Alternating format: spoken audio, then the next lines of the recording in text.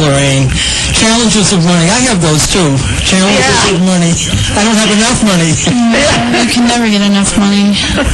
Well, but tell us the secret.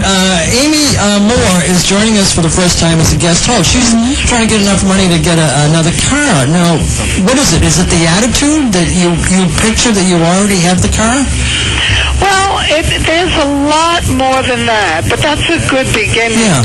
You know, it's really good to feel good about your relationship with money, because we do have a relationship with money, and it's a powerful relationship we have. So how do we treat money? You know I treated it. I didn't value it. You know, I didn't think about. If you take each one of you, if you have money available, I want you to take it out of your wallet for a moment. It's only a couple bucks. Okay, just one. $1? Yeah, and I want you to look at that dollar. If it's $1 or $5. It's $1. Okay, and tell me, has that money ever done anything to hurt you? No. I don't think so. Yet, we project so much onto money. We say money is evil. We say money, we blame so much on money, and it does nothing to us.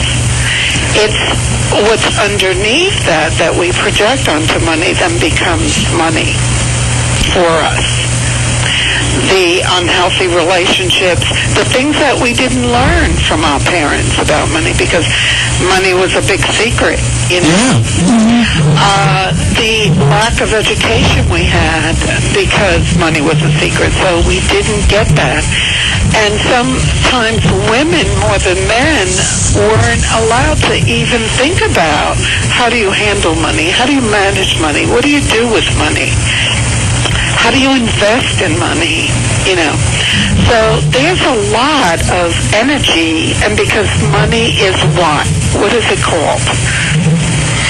It's legal tender. You buy things with it. Yeah. Right, and it's currency. Yeah. Currency.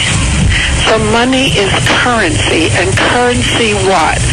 A current flows, and it has energy to it. So our money is energy. It's energy in action. But I know something you've written before, Dr. Edie. It's like money, if I love money, money can't love me back. It's an inanimate object. Exactly.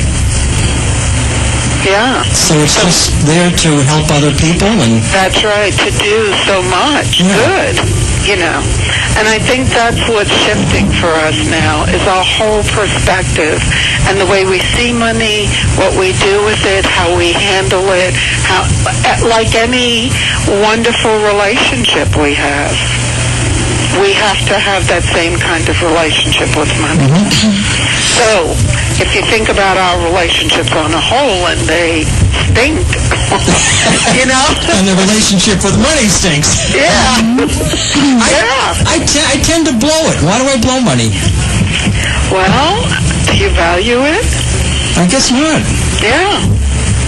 But I had a period when I was drinking a lot, and I was like, it bought beers, it bought alcohol.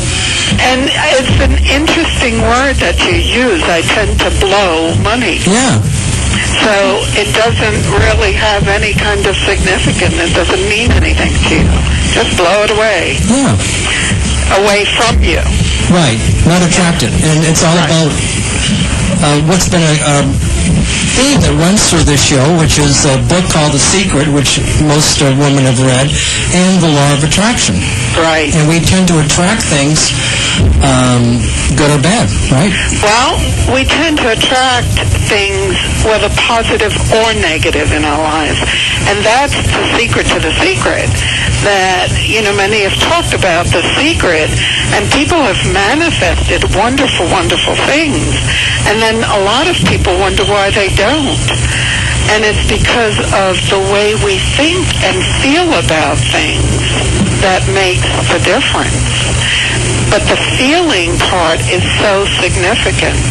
And so if we think, oh, gee, I want money and I'm going to attract it, but underneath we're feeling like we don't deserve it, we really are deluding ourselves. You know, there's that ego part of us, and there's a shadow part. There's some unresolved issues that we may have around money that are much deeper than we want it, yeah. So what keeps us from really attracting the things that we want? And especially with money. So, you know, it's really so powerful, and it's really exciting because it's a game that we can play with ourselves and start to shift that perspective that we've had about many things, not just money. Dr. Edie, I'm sure our listeners are interested. When you were at that point where you were practically homeless, you were homeless. Yeah. How do you go from homeless to being a doctor and having material possessions, having a profession, being well known in your field? I mean, what was that point in time? Well, you know, and it's so important to me that my life started out, my grandparents were very spiritual people, and my grandmother and my grandfather was a very proactive woman in her time. And I didn't even realize this, and my mother too. My mother was part of a Teamster union. Oh, really? She was a shop steward. Wow. That's powerful, Yeah, that's pretty powerful. And I didn't even think anything of it. So I had really some good role models. I had a lot of stuff going on because of my background. But you know what? The essence of my life from the time I was a little girl was spiritual. And I have to say that that is what brought me through each time, because I too had, like you, Peter, I had a drinking problem at one time.